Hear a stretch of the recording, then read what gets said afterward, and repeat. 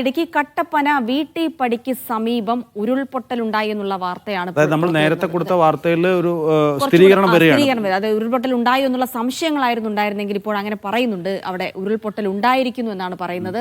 സമീപത്തെ വീടുകളിലേക്ക് മണ്ണും കല്ലും ഒലിച്ചെത്തിയിട്ടുണ്ട്. നഗരസഭ അധികൃതർ എത്തി പ്രദേശത്തെ കല്ലും മണ്ണും നീക്കം ചെയ്യുകയാണ് ഇപ്പോൾ. നേരത്തെ നമ്മൾ ആ ദൃശ്യങ്ങളിൽ നിന്നൊക്കെ കണ്ടിരുന്നു. അത്രയും കല്ലുകളൊക്കെ നേരത്തെ ആരോ സൂചിപ്പിക്കുകയും ചെയ്തിരുന്നു. പാറക്കഷ്ണങ്ങളൊക്കെ ഒഴുകി വരുന്നുണ്ട് എന്ന് ആളുകൾ സൂചിപ്പിക്കുകയും ചെയ്തിരുന്നു. ആഷിക്കാണ് വിവരങ്ങൾ നൽകാൻ. ആഷിക്ക്, ഈ ഉരുൾപൊട്ടൽ ഉണ്ടായി എന്നുള്ള സംശയം മാത്രമാണ് നേരത്തെ ഉണ്ടായിരുന്നത്. ഇപ്പോൾ അത് സ്ഥിരീകരിക്കുകയാണോ? നൗഫലാണ്. കട്ടപ്പനയിലാണ് ഉരുൾപൊട്ടൽ ഉണ്ടായി എന്ന് സ്ഥിരീകരിക്കുന്നത്. കട്ടപ്പനയ്ക്ക് സമീപത്തെ വീട്ടിപ്പടിക്കാണ് ഉരുൾപൊട്ടൽ ഉണ്ടായിട്ടുള്ളത്. മുമ്പും ഇവിടെ ഉരുൾപൊട്ടൽ ഉണ്ടായ സ്ഥലമാണ്. അതുകൊണ്ട് തന്നെ ഉരുൾപൊട്ടൽ സാധ്യത നിലനിൽക്കുന്ന മേഖലയാണ്.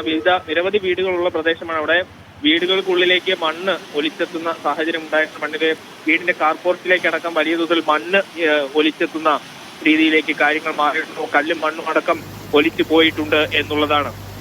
ഏതായാലും നിലവിൽ അവിടെ അധികൃതർ, നഗരസഭാ അധികൃതരും മറ്റും സംഭവ സ്ഥലത്ത് എത്തിയിട്ടുണ്ട്. മണ്ണും കല്ലും മറ്റും നീക്കുന്നുണ്ട്. ഈ വീടുകളിലൊക്കെ ഉണ്ടായിരുന്ന ആളുകൾ രാത്രി ഉറങ്ങിക്കിടക്കുകയായിരുന്നു. ആരും തന്നെ ഇത് രാത്രി ഉരുൾപൊട്ടിയത് അറിഞ്ഞിട്ടുണ്ടായിരുന്നില്ല. രാവിലെ എണീറ്റ് നോക്കുമ്പോഴായിരുന്നു വീട്ടുമുറ്റത്തും കാർപോർട്ടിലും അടക്കം മണ്ണും കല്ലും ഇടിഞ്ഞെത്തിയിരിക്കുന്നത് കണ്ടിട്ടുള്ളത്. ഏതായാലും അവിടെ നിന്ന് ഇത്തരം മണ്ണും അവശിഷ്ടങ്ങളും മറ്റും മാറ്റാനുള്ള ശ്രമങ്ങൾ നടക്കുകയാണ്. അതേസമയം നിരവധി മറ്റിടങ്ങൾ, ഇടുക്കിയുടെ മറ്റിടങ്ങളിൽ നിന്നുള്ള വിവരങ്ങൾ കൂടി വരുന്നുണ്ട്.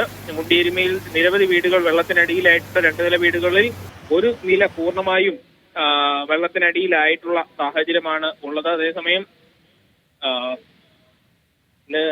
നെടുങ്കണ്ടം താന്നിമൂട് മേഖല പൂർണ്ണമായും ഒറ്റപ്പെട്ട് തന്നെ തുടരുകയാണ്. മേഖലയിലുള്ള റോഡുകളിൽ വലിയ തോതിൽ പൊങ്ങിക്കിടക്കുകയാണ്. അവിടെയുള്ള ഒരാളുടെ പ്രതികരണം നമുക്ക് ലഭ്യമായിട്ടുണ്ട്. ആ പ്രതികരണം ഒന്ന് കേട്ടുവരാം.